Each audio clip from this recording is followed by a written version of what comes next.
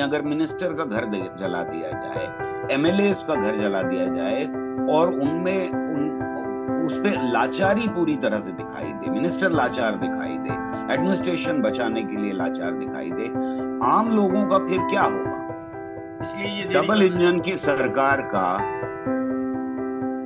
जो ढिंढोरा पीटा गया लगातार, उसका एक स्वरूप हमको मणिपुर में दिखाई दे रहा है। हमें ये खबरें मिल रही हैं कि वहां पर आर्म्ड फोर्सेस भी बट गई हैं। ऐसे में जिम्मेदारी ना लेना सेंटर का, जो 356 है ना लगाना, राष्ट्रपति शासन ना लगाना, ये एक भयानक कदम इसलिए भी है कि आप जिम्मेदारी लेने को तैयार नहीं है। ये जिम्मेदारी स्टेट की थी कि वो वहां पर पहले इंटरवीन करके अमन चैन शांति कायम करता। मेरा ख्याल ये है कि गृह युद्ध के हालात और कुछ नहीं होते। जो कुछ हमें मणिपुर में देखने को मिल रहा है वो गृह युद्ध की एक झलक है। अभी तक हम इस बात पर फख्र करते थे अपने देश में कि हमारे यहाँ सन 47 के बाद गृह युद्ध के हालात पैदा नहीं हुए। बहुत कुछ हुआ, गलत हुआ, बुरा हुआ, अच्छा भी हुआ, लेकिन गृह युद्ध के हालात अभी तक कहीं पैदा ऐसे नहीं हुए थे जिसमें दो कम्युनिटीज एक दूसरे के सामने सामने इस तरह खड़ी हो जाएं कि सब कुछ बच जाए। हम ये कहते थे कि मिडिल ईस्ट के देश हैं जहां गृह युद्ध है, या बोस्निया में गृह युद्ध है, या अफ्रीका के देशों में गृह युद्ध है, या लैटिन अमेरिका के देशों में गृह युद्ध है। वहां जो कुछ हमें दिखाई देता था उससे हम गृह युद्ध की एक परिभाषा देते थे, और वो परिभाषा ये कहती थी कि दो बड़ी कम्युनिटीज एक दूसरे के सामने सामने खड़ी हो जाएं, और इस तरह खड़ी हो जाएं कि पूरी तरह बंटवारा हो जाए, यानी एडमिनिस्ट्रेशन तक का बंटवारा हो जाए, जो आर्म्ड फोर्सेस हैं उनका बंटवारा हो जाए, और वो एक दूसरे के सामने खड़ी होकर के हिंसा पर लगातार उतारू रहें और आग बुझने का नाम ना ले। ये देश का बंटवारा कर सकता है, और हमने देश का बंटवारा गृह युद्ध में और देशों का होते हुए देखा है अपनी आजादी के बाद, और उन देशों की आजादी के बाद जिन देशों में गृह युद्ध के हालात पैदा हुए। बोस्निया पूरा का पूरा जला बटा, हमारे सामने वो कुछ सब कुछ हुआ। अफ्रीका के देशों में यही चीज हमें देखने को मिली, और आज भी कई देशों में गृह युद्ध चल रहा है, ऐसा नहीं है कि वो खत्म हो गया। अगर मिनिस्टर का घर जला दिया जाए, एमएलए का घर जला दिया जाए, और उनमें उस पे लाचारी पूरी तरह से दिखाई दे, मिनिस्टर लाचार दिखाई दे, एडमिनिस्ट्रेशन बचाने के लिए लाचार दिखाई दे, आम लोगों का फिर क्या होगा? ऐसे में जब मिनिस्टर का ही घर जला दिया जाए और दूसरी बार अटैक होता है, पहली बार अटैक में कहीं वापस चले गए थे लोग, जला नहीं पाए थे शायद, लेकिन वो दूसरी बार आते हैं और दूसरी बार आकर के पूरा का पूरा घर जला देते हैं। एक एमएलए अपने घर के ऊपर ये लिख करके लगाता है डिब्बे में कि जिन लोगों ने हथियार लूटे हैं वो हथियार वापस कर दें, हम उन्हें कुछ नहीं कहेंगे। तो ये लाचारी नहीं है तो और क्या है? ये भी कहा जा रहा है कि वहां पर लोग वापस, एक कम्युनिटी के लोग वापस कर रहे हैं तो दूसरी कम्युनिटी के लोग वापस करने को तैयार नहीं है। ये गृह युद्ध के आसार के अगर और कुछ ना कहें तो इसको क्या कहेंगे?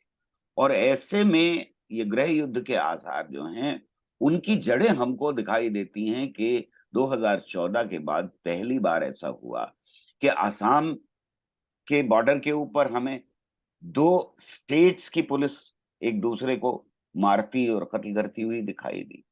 हमको ये चीज कर्नाटका और महाराष्ट्र के बॉर्डर के ऊपर दिखाई दी, के आमने सामने आर्म्ड फोर्सेस खड़ी हो गई हैं। ये बहुत ही खतरनाक किस्म की डेवलपमेंट्स हैं जो हमें मुल्क के अंदर होते हुए दिखाई दे रहे हैं, और इनका फुल ब्लोन प्रोजेक्ट हमको मणिपुर में आज दिखाई दे रहा है। तो ये धीरे धीरे धीरे धीरे एक एक कदम करके जो बढ़ता जा रहा है मामला, ये अगर मुल्क के और हिस्सों में भी फैलता है तो बहुत बुरी हालात पैदा होंगे। अगली नस्लों को हम क्या जवाब देंगे कि हम भी वैसे ही हो गए जिस तरह के अफ्रीकन या मिडिल ईस्ट के देश हैं जिन देशों के अंदर गृह युद्ध के हालात पैदा कर दिए हैं, एडमिनिस्ट्रेशन ने अपने को नपुंसक बना दिया है। प्रधानमंत्री लगातार हमको दिखाई दे रहा है कि इसके ऊपर चुप्पी साधे हुए, वो मन की बात करते हैं इस बीच में, और ये मणिपुर का साफ नाम नहीं लेते। पूरे देश को ये साफ बताते हैं कि मणिपुर में जो कुछ हुआ उसने उनके मन को नहीं छुआ है। अगर कोई मन की बात कर रहा है और उसके मन को छुएगा, तो वो जाहिर है कि मणिपुर का नाम भी लेगा और वहां हालात बेहतर करने की कोशिश करेगा। उनके मन को ये ज्यादा छू रहा है कि उनका एक विजिट यूएस में है, वहां जाकर के वो अपने जो भी बातचीत करेंगे, जो भी होगा वहां पर, वहां भी बहुत ऑपोजिशन हो रहा है, वहां भी लोग बैनर और पोस्टर लेकर खड़े हुए हैं, मणिपुर के ऊपर सवाल पूछ रहे हैं। जैसा आपने कहा था, बड़ा एम्बैरेसिंग होगा किसी भी मुल्क के प्रधानमंत्री के लिए और मुल्क के लिए कि वहां कोई सवाल पूछे और प्रधानमंत्री जवाब ना दे पाए। जब आप नफरत का बाजार यूपी में और मध्य प्रदेश में और बाकी जगह के ऊपर खड़ा करते हैं, तो फिर वो नफरत का बाजार किसी एक जगह नहीं रुकता है, वो कश्मीर तक भी पहुंचता है, वो नॉर्थ ईस्ट तक भी पहुंचता है।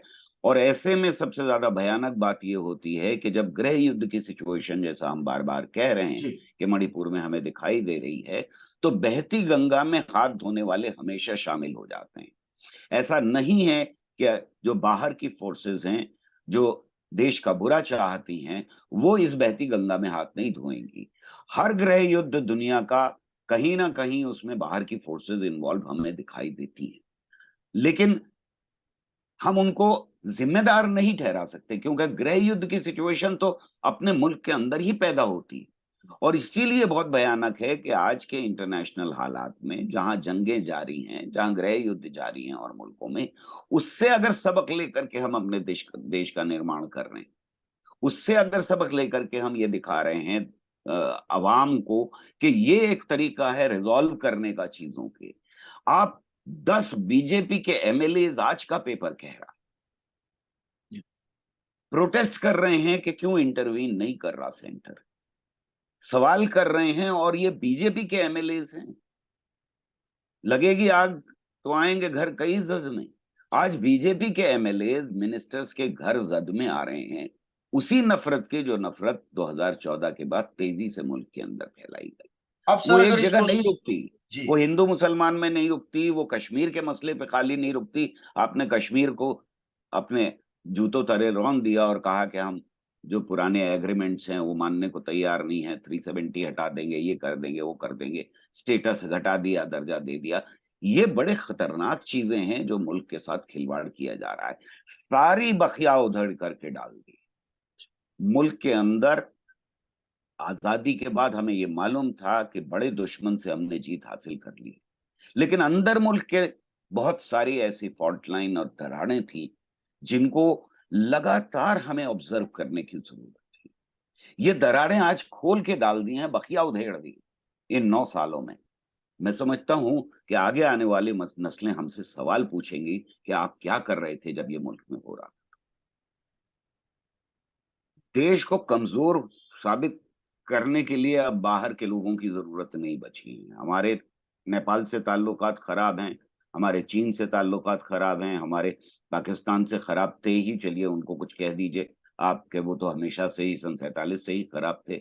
लेकिन बांग्लादेश प्रोटेस्ट करने लगे कि यहाँ पर अखंड भारत का नई पार्लियामेंट में क्यों नक्शा बनाया गया है। ये चिंताजनक बातें हैं। और जब गृह युद्ध के हालात देश में पैदा होने लगे और खास तौर से बॉर्डर स्टेट में पैदा होने लगे, तो बहती गंगा में, जैसा मैंने कहा, हाथ धोने के लिए और सब तैयार हो जाएंगे। यूएन क्या, कोई भी हस्तक्षेप करने के लिए तैयार हो जाएगा, कुछ ढके छुपे तरीके से और कुछ बड़ी जोरदार आवाज में, जैसा यूएन में सवाल उठाया ही गया है मणिपुर को लेकर के, उसकी हिंसा को लेकर के। यूएन बॉडीज चिंतित हैं, जो ह्यूमन राइट्स बॉडीज हैं वो लगातार सवाल उठा रही हैं कि वो खामोश हैं। मुल्क बदनाम हो रहा है, बिल्कुल बदनाम हो रहा इसलिए ये है। देरी डबल कर रहे हैं। इंजन की सरकार का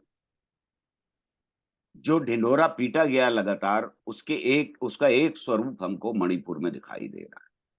हालात ये पैदा हो गए हैं कि आसाम राइफल अब वहां पर, आज की रिपोर्ट ये कह रही है, उसको भेजा गया है पुल बचाने के लिए, एक ऐसा पुल बचाने के लिए जो लाइफ लाइन है सप्लाईज के लिए उसके ऊपर अटैक होने का खतरा आज बढ़ गया है। सवाल ये है कि क्या ये बंटवारा वहां तक पहुंच गया है कि कुकी और मेती में आर्म्ड फोर्सेस भी बट जाएं। हमें ये खबरें मिल रही हैं कि वहां पर आर्म्ड फोर्सेस भी बट गई हैं। ऐसे में जिम्मेदारी ना लेना सेंटर का, जो 356 है ना लगाना, राष्ट्रपति शासन ना लगाना, ये एक भयानक कदम इसलिए भी है कि आप जिम्मेदारी लेने को तैयार नहीं हैं। ये जिम्मेदारी स्टेट की थी कि वो वहां पर पहले इंटरवीन करके अमन चैन शांति कायम करता, लेकिन हमें 50 दिनों में ये लगा है कि वो नाकाम रहे हैं पूरी तरह से, और ये खाई बढ़ती चली गई है। न सिर्फ ये कि ये बॉर्डर क्रॉस कर रही है और स्टेट्स की तरफ बढ़ रही है, जो जो जो बड़ा साफ तरीके से रिपोर्ट्स आ रही हैं वो दिखा रहा है, बल्कि अब आसाम राइफल को घुसने में भी अंदर मुश्किल पेश आ रही है। लोगों ने ब्लॉकेड्स लगा दिए हैं, एक कम्युनिटी ने, दूसरी कम्युनिटी ने सड़कों के ऊपर, और आर्म्ड फोर्सेस लगातार ये शिकायत कर रही हैं कि हम इंटरवीन नहीं कर पा रहे हैं, हम पहुंच ही नहीं पा रहे हैं उन इलाकों तक जिन इलाकों में हिंसा भड़कने की आसार पैदा हो रहे हैं। ऐसे में इस जिम्मेदारी से बचना कि सेंटर की कोई जिम्मेदारी नहीं है, ये अपने अंदर एक नया नया प्रेसिडेंट क्रिएट हो रहा है। अमित शाह जी गए थे वहां पर, और वहां से जब आए तो और आग भड़क चुकी थी। तो क्या कहें इसको कि क्या किसका किसका हाथ है मणिपुर में आग को जलाए रखने में, भड़काए रखने में। मैं ये समझता हूं कि ये हालात जो हैं ये मुल्क के लिए बहुत बुरे साबित होंगे आने वाले वक्तों में। हमें 2024 में ये फैसला लेना होगा कि ये सरकार रहे या ये सरकार जाए। देखिए, जैसा मैंने कहा कि बाहर की फोर्सेस हों या अंदर की फोर्सेस हों, वो सारी अपना हाथ धोने की बहती गंगा में कोशिश करती हैं। ऐसे में मुझे ये लगता है कि जो जो मीडिया है वो भी इस वक्त भटा हुआ है, तो वहां से जो खबरें आ रही हैं जी। वो भयानक होने के साथ साथ कहीं कहीं अफवाहों पर भी बेस्ड हैं। ये बात सही है कि वहां बहुत पहले आरएसएस ने काम शुरू कर दिया था, और ये भी कहा था एक एक डॉक्यूमेंट में कि हमने क्रिश्चियनिस्तान में दखल के दी। दिल में खंजर भोग दिया है। तो आरएसएस जिम्मेदार है इसमें, कोई मुझे कम से कम शक नहीं है कि वहां की हिंसा में आरएसएस जिम्मेदार है। लोगों पे ये यकीन हट जाना कि एडमिनिस्ट्रेशन और सरकार जो है उसके पास जाकर के उससे बात करके उनके जो भी प्रॉब्लम्स हैं, चाहे वो लैंड का प्रॉब्लम हो, चाहे वो हक का प्रॉब्लम हो, चाहे वो रिजर्वेशन देने का प्रॉब्लम हो, ऐसे मसलों को हल किया जा सकता है। जब ये यकीन हट जाता है अवाम के अंदर से, तब फिर वो हथियार उठाते हैं। कोई भी आदमी, दुनिया में कोई भी आदमी हिंसा नहीं चाहता है, हिंसा पर उतरते हैं और फिर भड़काए जाते हैं, और फिर जो जो पॉलिटिकल पार्टीज हैं, जो पॉलिटिकल ऑर्गेनाइजेशंस हैं, जो नफरत फैलाना चाहती हैं, वो उसका फायदा उठाना शुरू करती हैं। ये प्रोसेस हमें धीरे धीरे बढ़ता हुआ नॉर्थ ईस्ट में और खासतौर से मणिपुर में दिखाई दिया है, पूरे नॉर्थ ईस्ट में है। मुसलमानों को पीटने की परंपरा बहुत पुरानी रही है, तो मुसलमान और क्रिश्चियंस कम ही बोलते हैं।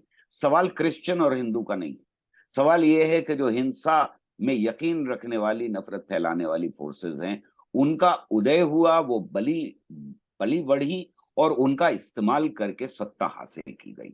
अब ये सत्ता हासिल करने के बाद जो सत्ता नहीं चलाना चाहते, वो लोग एडमिनिस्ट्रेशन में मौजूद हैं।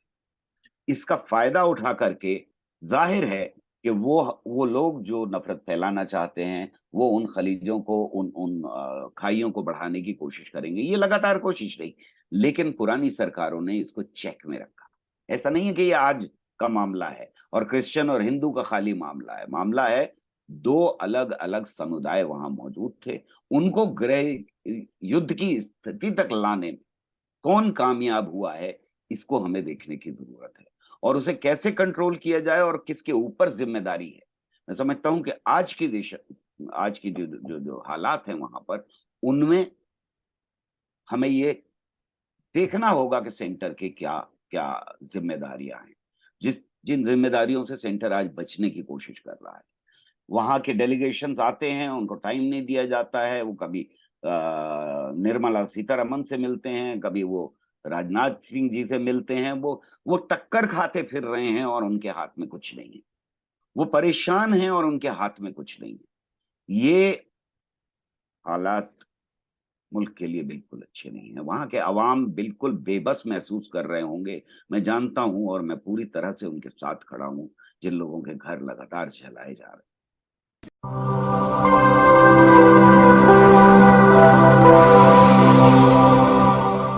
जन ज्वार जनता की मीडिया।